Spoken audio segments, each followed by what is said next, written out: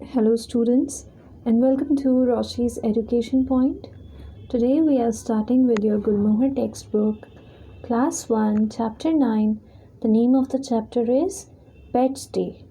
Pet का मतलब होता है हमारे पालतू जानवर. So now let's start the chapter. It is Pets Day in Class 1 today. Many children talk about their pets. अब आज Pets Day है क्लास 1 में. क्लास 1 किसी स्कूल की क्लास है जिसमें आज पेट्स डे मनाया जा रहा है, मतलब पालतू जानवरों का दिन मनाया जा रहा है. Many children talk about there pets. बहुत से बच्चे अपने पास जो उनके घर में पालतू जानवर रह रहे हैं उनके बारे में वो बातें कर रहे थे. गुड मॉर्निंग सेज टीना. अब टीना भी क्लास 1 की एक बच्ची का नाम है. उन्होंने सबको विश करा good morning. I have a gold fish. अब टीना ने बताया कि उसकी पेट कौन है. एक गोल्ड फिश है. It isn't very big. ये कुछ ज़्यादा बड़ी तो नहीं है क्योंकि गोल्ड फिश तो बहुत छोटी सी होती है. It swims around in the fish tank. ये क्या करती हैं दिन भर फिश टैंक के अंदर, एक्वेरियम के अंदर स्विम करती रहती हैं, तैरती रहती हैं. It has gills and fins. I give it fish food. अब फिशेस के पास क्या होते हैं, गिल्स होते हैं. जैसे हमारे पास नोज़ होती है ब्रीथ करने के लिए, उसी तरीके से फिशेस के पास गिल्स होते हैं जिससे कि वो ब्रीथ कर सकती हैं. एंड फिन्स, जैसे हमारे पास हाथ और पैर होते हैं चलने के लिए, अपने काम करने के लिए, उसी तरीके से फिशेस के पास होती हैं ये फिन्स जिनकी मदद से वो स्विम करती हैं. I give it fish food.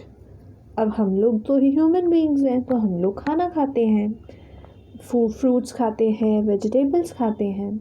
उसी तरीके से फिशेस फिश फूड खाती हैं, फ़िश का खाना खाती हैं. Alok and Deepu talk about their turtle. अब आलोक और दीपू ये भी दो स्टूडेंट्स हैं, तो ये उनके पेट टर्टल के बारे में बात करते हैं. This is Pilou our turtle. When Pilou is afraid, he pulls his head into his shell. अब इन्होंने बताया कि आलोक एंड दीपू ने बताया कि उनका जो पेट है वो है एक टर्टल, और टर्टल का नाम उन्होंने बताया, इसका नाम है पीलू. When Pilou is afraid, जब पीलू बहुत डर जाता है, he pulls his head into his shell. अगर आपने देखा हो तो टर्टल के ऊपर एक शेल होता है. जब भी वो टर्टल डर जाता है वो अपना हेड, हैंड्स, लेग्स, टेल, वो सब कुछ उस शेल के अंदर लेकर छुप जाता है.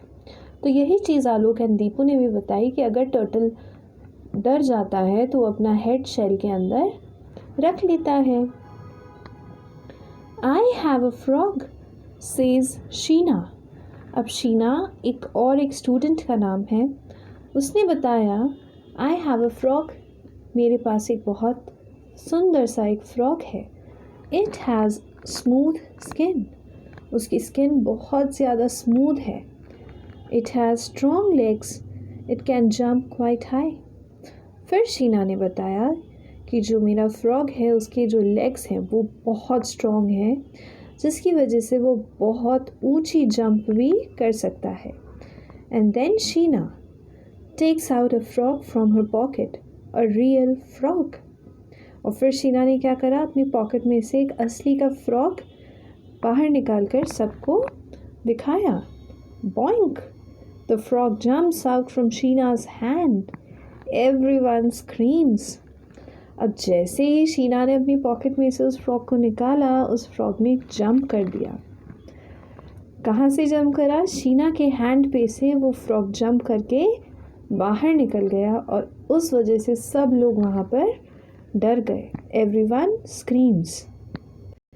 बॉइंक boink boink, the frog jumps around the class. और वो फ्रॉग क्या करा, उसने पूरी क्लास के अंदर वो जंप करने लगा. Boink boink boink, it jumps on the chairs, it goes under the tables. अब वो चेयर्स के ऊपर जंप कर रहा है, टेबल्स के नीचे जंप कर रहा है, वो पूरी क्लास में जंप करते जा रहा है. Sheena tries to catch it but it moves very fast.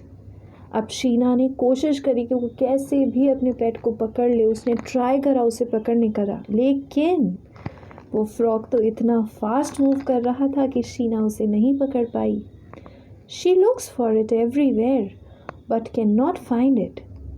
Sheena is very sad.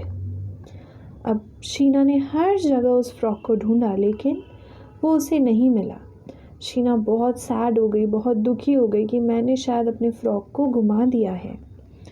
Finally she goes back to her desk and what does she see there? Her little frog peeping out from her bag. अब Sheena बहुत sad हो गई कि उसे frock नहीं मिल रहा और वो जाकर अपनी डेस्क पर दुखी होकर वहाँ बैठ गई। और जैसे ही उसने देखा, उसको दिखा उसका जो बैग था, जिस बैग में से उसने उसके फ्रॉक को निकाला था, वो लिटिल फ्रॉक वापस से उस बैग में आ गया था और वहाँ से वो शीना को देख रहा था। So this was all about your chapter. I hope you understood. And if you're having any doubts, you can write me in the comment section below. Thank you so much.